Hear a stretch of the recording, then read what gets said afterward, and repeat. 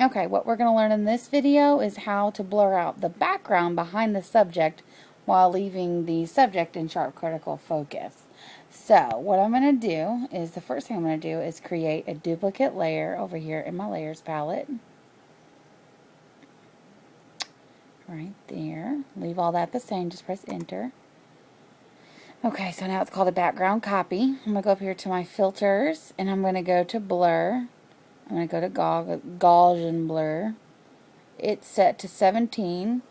That looks about as blurry as I do want the background to be. I can make it less blurry, I can make it blurry, or whatever works for you for what you're looking for.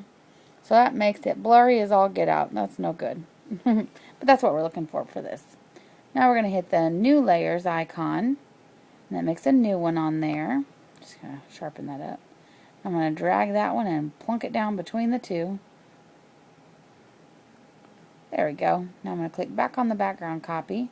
And on my keypad, hit Control G. That'll group it down with the bottom one. This is just like with the skin softening. We're just doing it for the background instead of the skin. Now I'm clicking on that middle layer there. I want to make sure that it's set to black and white. If it's not, hit your D button and that'll make it black and white. Black here, white on the background. Then I'm going to hit the B button for my brush. And let's see how big that is. Ooh, it's nice and big. I want to show you. Oh, see, it tricked me. Look right here. See my brush? See them swirlies? We don't want them swirlies. I don't know what that's good for. I haven't learned about the Impressionist brush yet. We want this brush, just the regular one. Alright, and then you want to make sure your opacity up here is not at 30%. That's from doing something earlier. It saves your settings. You got to be careful. That's very large frustration for the beginner on Photoshop for sure. Okay, so I got that set to 100%. Now we should be ready to go. Just make sure that it's selected on layer over here and not on one of them other ones, because that'll mess you up too. So I'm going to push my button and it should get blurry. Check that out. Blurry, blurry, blurry. So I don't want to blur like too much, too close to her, or that just won't look natural. I'm just going to blur all the stuff behind her. And see, now my brick wall is just a blurry brick wall. And you can set that for whatever you want it to be. You can change it up however you want it. If that's not blurry enough for you, then you can just back everything up. I'm just undo, undo, undo until I get all the way back over here. And then I change my blur. Let's go crazy.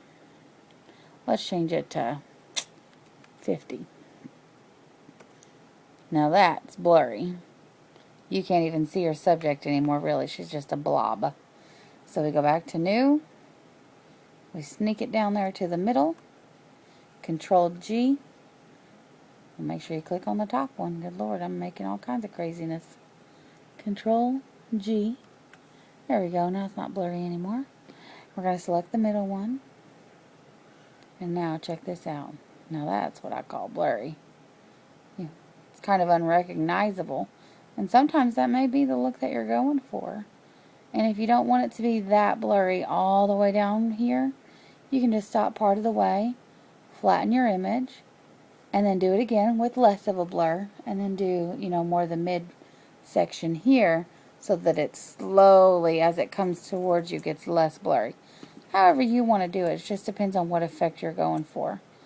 But yeah, that made her just pop out, like it says, look at me. So whenever you get done, you just go back over here.